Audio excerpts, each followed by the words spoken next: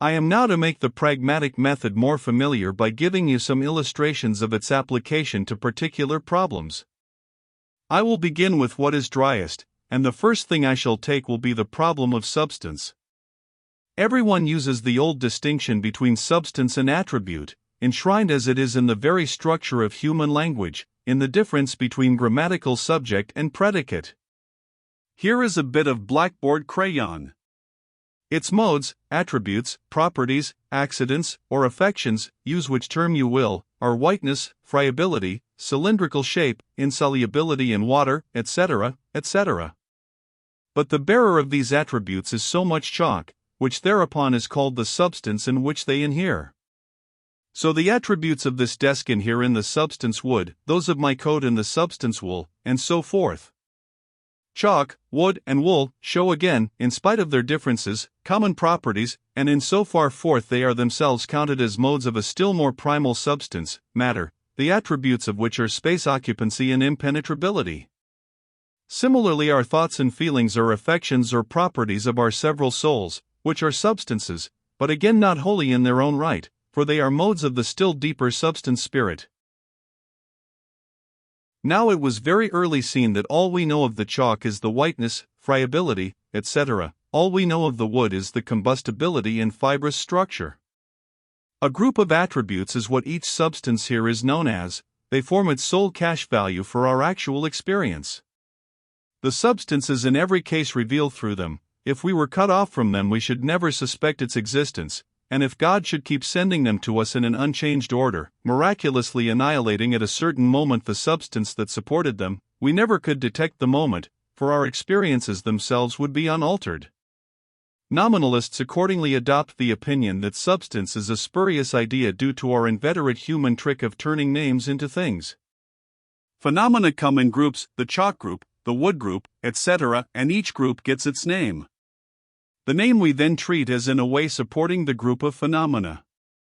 The low thermometer today, for instance, is supposed to come from something called the climate.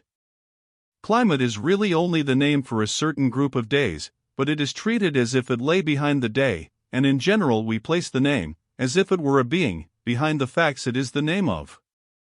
But the phenomenal properties of things, nominalists say, surely do not really inhere in names, and if not in names then they do not inhere in anything. They adhere, or cohere, rather, with each other, and the notion of a substance inaccessible to us, which we think accounts for such cohesion by supporting it, as cement might support pieces of mosaic, must be abandoned. The fact of the bare cohesion itself is all that the notion of the substance signifies. Behind that fact is nothing. Scholasticism has taken the notion of substance from common sense and made it very technical and articulate. Few things would seem to have fewer pragmatic consequences for us than substances, cut off as we are from every contact with them. Yet in one case scholasticism has proved the importance of the substance idea by treating it pragmatically. I refer to certain disputes about the mystery of the Eucharist. Substance here would appear to have momentous pragmatic value. Since the accidents of the wafer don't change in the Lord's Supper, and yet it has become the very body of Christ, it must be that the change is in the substance solely.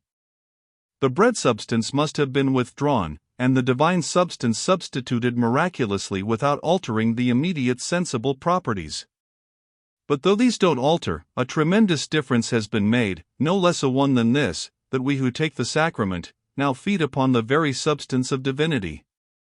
The substance notion breaks into life, then, with tremendous effect, if once you allow that substances can separate from their accidents, and exchange these latter.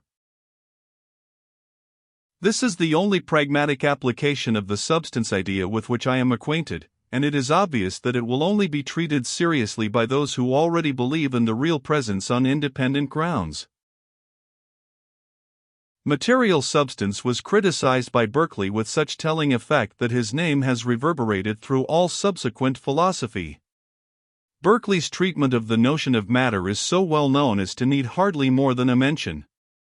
So far from denying the external world which we know, Berkeley corroborated it.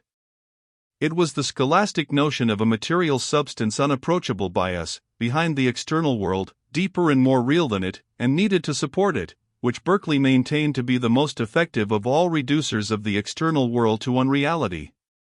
Abolish that substance, he said, believe that God, whom you can understand and approach, sends you the sensible world directly, and you confirm the latter and back it up by his divine authority. Berkeley's criticism of matter was consequently absolutely pragmatistic. Matter is known as our sensations of color, figure, hardness, and the like. They are the cash value of the term. The difference matter makes to us by truly being is that we then get such sensations, by not being, is that we lack them. These sensations then are its sole meaning. Berkeley doesn't deny matter, then, he simply tells us what it consists of. It is a true name for just so much in the way of sensations. Locke, and later Hume, applied a similar pragmatic criticism to the notion of spiritual substance. I will only mention Locke's treatment of our personal identity. He immediately reduces this notion to its pragmatic value in terms of experience. It means, he says, so much consciousness, namely the fact that at one moment of life we remember other moments, and feel them all as parts of one and the same personal history. Rationalism had explained this practical continuity in our life by the unity of our soul substance. But Locke says, suppose that God should take away the consciousness, should we be any the better for having still the soul principle? Suppose he annexed the same consciousness to different souls, should we, as we realize ourselves, be any the worse for that fact? In Locke's day the soul was chiefly a thing to be rewarded or punished. See how Locke, discussing it from this point of view, keeps the question pragmatic. Suppose, he says, one to think himself to be the same soul that once was Nestor or Thersites. Can he think their actions his own any more than the actions of any other man that ever existed? But let him once find himself conscious of any of the actions of Nestor, he then finds himself the same person with Nestor. In this personal identity is founded all the right and justice of reward and punishment. It may be reasonable to think, no one shall be made to answer for what he knows nothing of, but shall receive his doom, his consciousness accusing or excusing. Supposing a man punished now for what he had done in another life, whereof he could be made to have no consciousness at all, what difference is there between that punishment and being created miserable? Our personal identity, then, consists, for Locke, solely in pragmatically definable particulars. Whether, apart from these verifiable facts, it also inheres in a spiritual principle, is a merely curious speculation. Locke, compromiser that he was, passively tolerated the belief in a substantial soul behind our consciousness. But his successor Hume, and most empirical psychologists after him, have denied the soul, save as the name for verifiable cohesions in our inner life. They redescend into the stream of experience with it, and cash it into so much small change value in the way of ideas and their peculiar connections with each other. As I said of Berkeley's matter, the soul is good or true for just so much, but no more. The mention of material substance naturally suggests the doctrine of materialism, but philosophical materialism is not necessarily knit up with belief in matter, as a metaphysical principle. One may deny matter in that sense, as strongly as Berkeley did. One may be a phenomenalist like Huxley, and yet one may still be a materialist in the wider sense, of explaining higher phenomena by lower ones, and leaving the destinies of the world at the mercy of its blinder parts and forces. It is in this wider sense of the word that materialism is opposed to spiritualism or theism. The laws of physical nature are what run things, materialism says. The highest productions of human genius might be ciphered by one who had complete acquaintance with the facts, out of their physiological conditions, regardless whether nature be there only for our minds, as idealists contend, or not. Our minds in any case would have to record the kind of nature it is, and write it down as operating through blind laws of physics. This is the complexion of present-day materialism, which may better be called naturalism. Over against it stands theism, or what in a wide sense may be termed spiritualism. Spiritualism says that mind not only witnesses and records things, but also runs and operates them, the world being thus guided, not by its lower, but by its higher element. Treated as it often is, this question becomes little more than a conflict between aesthetic preferences. Matter is gross, coarse, crass, muddy, spirit is pure, elevated, noble, and since it is more consonant with the dignity of the universe to give the primacy in it to what appears superior, spirit must be affirmed as the ruling principle. To treat abstract principles as finalities, before which our intellects may come to rest in a state of admiring contemplation, is the great rationalist failing. Spiritualism, as often held, may be simply a state of admiration for one kind, and of dislike for another kind of abstraction. I remember a worthy spiritualist professor who always referred to materialism as the mud philosophy, and deemed it thereby refuted. To such spiritualism as this there is an easy answer, and Mr. Spencer makes it effectively. In some well-written pages at the end of the first volume of his Psychology he shows us that a matter so infinitely subtle, and performing motions as inconceivably quick and fine as those which modern science postulates in her explanations, has no trace of grossness left. He shows that the conception of spirit, as we mortals hitherto have framed it, is itself too gross to cover the exquisite tenuity of nature's facts. Both terms, he says, are but symbols, pointing to that one unknowable reality in which their oppositions cease. To an abstract objection an abstract rejoinder suffices, and so far as one's opposition to materialism springs from one's disdain of matter as something crass, Mr. Spencer cuts the ground from under one. Matter is indeed infinitely and incredibly refined. To anyone who has ever looked on the face of a dead child or parent, the mere fact that matter could have taken for a time that precious form, ought to make matter sacred ever after. It makes no difference what the principle of life may be, material or immaterial, matter at any rate cooperates, lends itself to all life's purposes. That beloved incarnation was among matter's possibilities. But now, instead of resting in principles after this stagnant intellectualist fashion, let us apply the pragmatic method to the question. What do we mean by matter? What practical difference can it make now that the world should be run by matter or by spirit? I think we find that the problem takes with this a rather different character.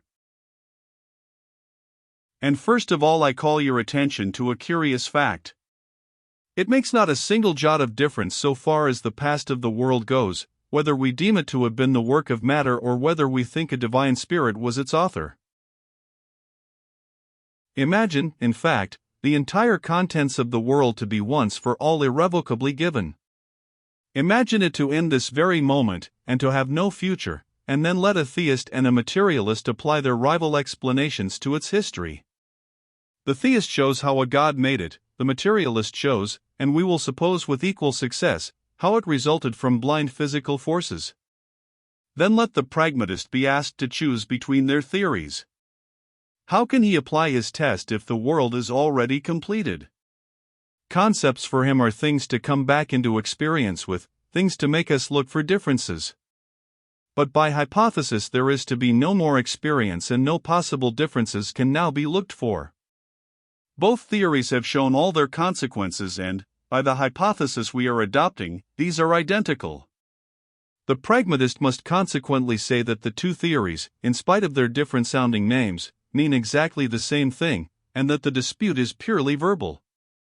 I am opposing, of course, that the theories have been equally successful in their explanations of what is. For just consider the case sincerely, and say what would be the worth of a god if he were there, with his work accomplished and his world run down. He would be worth no more than just that world was worth.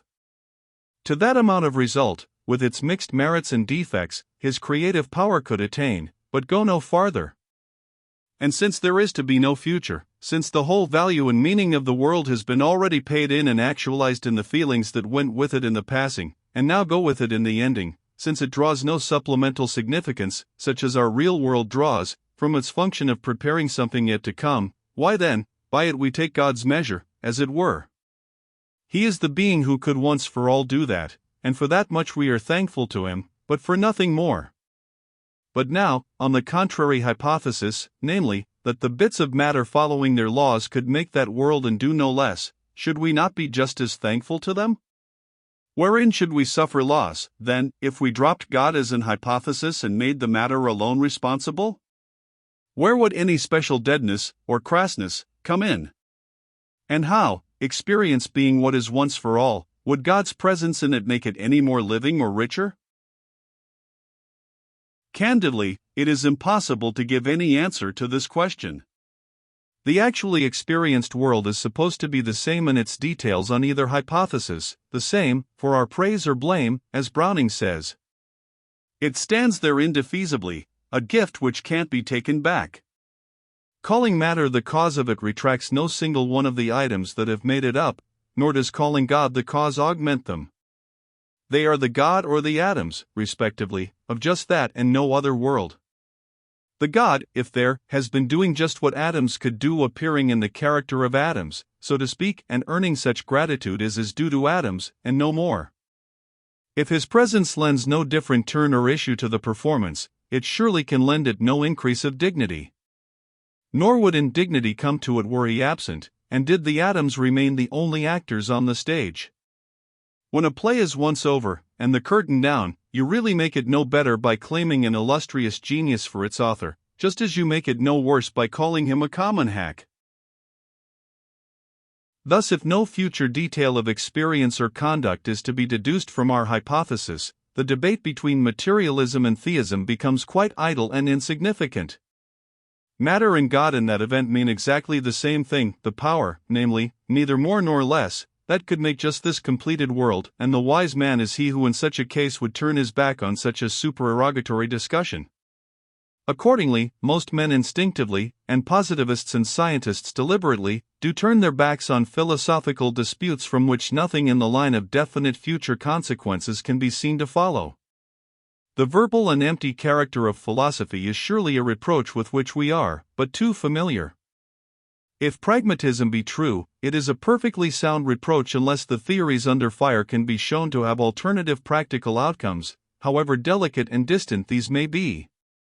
The common man and the scientist say they discover no such outcomes, and if the metaphysician can discern none either, the others certainly are in the right of it, as against him. His science is then but pompous trifling, and the endowment of a professorship for such a being would be silly. Accordingly, in every genuine metaphysical debate some practical issue, however conjectural and remote, is involved. To realize this, revert with me to our question, and place yourselves this time in the world we live in the world that has a future, that is yet uncompleted whilst we speak.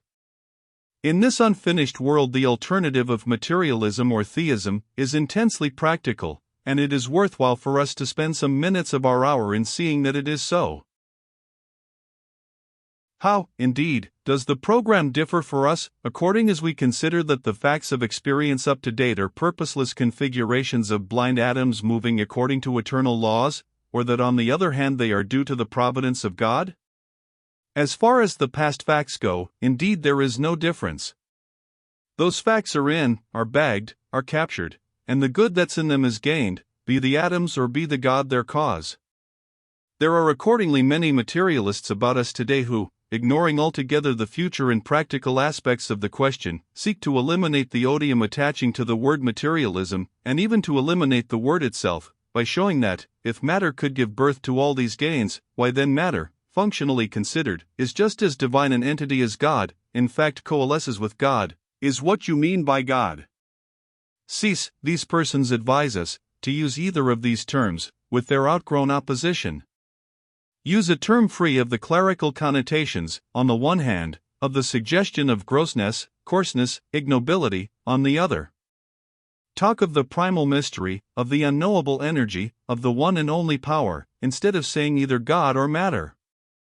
This is the course to which Mr. Spencer urges us, and if philosophy were purely retrospective, he would thereby proclaim himself an excellent pragmatist. But philosophy is perspective also, and, after finding what the world has been and done and yielded, still asks the further question, what does the world promise? Give us a matter that promises success, that is bound by its laws to lead our world ever nearer to perfection, and any rational man will worship that matter as readily as Mr. Spencer worships his own so-called unknowable power. It not only has made for righteousness up to date, but it will make for righteousness forever, and that is all we need. Doing practically all that a God can do, it is equivalent to God, its function is a God's function, and is exerted in a world in which a God would now be superfluous. From such a world a God could never lawfully be missed. Cosmic emotion would here be the right name for religion. But is the matter by which Mr. Spencer's process of cosmic evolution is carried on any such principle of never-ending perfection as this? Indeed it is not, for the future end of every cosmically evolved thing or system of things is foretold by science to be death and tragedy, and Mr. Spencer, in confining himself to the aesthetic and ignoring the practical side of the controversy, has really contributed nothing serious to its relief. But apply now our principle of practical results, and see what a vital significance the question of materialism or theism immediately acquires. Theism and materialism, so indifferent when taken retrospectively, point, when we take them prospectively, to wholly different outlooks of experience. For, according to the theory of mechanical evolution, the laws of redistribution of matter and motion, though they are certainly to thank for all the good hours which our organisms have ever yielded us and for all the ideals which our minds now frame, are yet fatally certain to undo their work again, and to redissolve everything that they have once evolved. You all know the picture of the last state of the universe which evolutionary science foresees. I cannot state it better than in Mr. Balfour's words: the energies of our system will decay, the glory of the sun will be dimmed, and the earth, tideless and inert, will no longer tolerate the race which has for a moment disturbed its solitude. Man will go down into the pit, and all his thoughts will perish. The uneasy consciousness which in this obscure corner has for a brief space broken the contented silence of the universe, will be at rest. Matter will know itself no longer. Imperishable monuments and immortal deeds, death itself, and love stronger than death, will be as though they had never been. Nor will anything that is, be better or be worse for all that the labor, genius, devotion, and suffering of man have striven through countless generations to effect. Footnote: The Foundations of Belief, page 30. That is the sting of it, that in the vast driftings of the cosmic weather, though many a jeweled shore appears, and many an enchanted cloudbank floats away, long lingering ere it be dissolved, even as our world now lingers, for our joy yet when these transient products are gone, nothing, absolutely nothing remains, of represent those particular qualities, those elements of preciousness which they may have enshrined. Dead and gone are they, gone utterly from the very sphere and room of being. Without an echo, without a memory, without an influence on aught that may come after, to make it care for similar ideals. This utter final wreck and tragedy is of the essence of scientific materialism as at present understood. The lower and not the higher forces are the eternal forces, or the last surviving forces within the only cycle of evolution which we can definitely see. Mr. Spencer believes this as much as anyone, so why should he argue with us as if we were making silly aesthetic objections to the grossness of matter and motion, the principles of his philosophy, when what really dismays us is the disconsolateness of its ulterior practical results? No, the true objection to materialism is not positive but negative. It would be farcical at this day to make complaint of it for what it is for grossness. Grossness is what grossness does, we now know that. We make complaint of it, on the contrary, for what it is not a permanent warrant for our more ideal interests, not a fulfiller of our remotest hopes. The notion of God, on the other hand, however inferior it may be in clearness to those mathematical notions so current in mechanical philosophy, has at least this practical superiority over them, that it guarantees an ideal order that shall be permanently preserved. A world with a God in it to say the last word, may indeed burn up or freeze, but we then think of him as still mindful of the old ideals and sure to bring them elsewhere to fruition, so that, where he is, tragedy is only provisional and partial, and shipwreck and dissolution not the absolutely final things. This need of an eternal moral order is one of the deepest needs of our breast. And those poets, like Dante and Wordsworth, who live on the conviction of such an order, owe to that fact the extraordinary tonic and consoling power of their verse.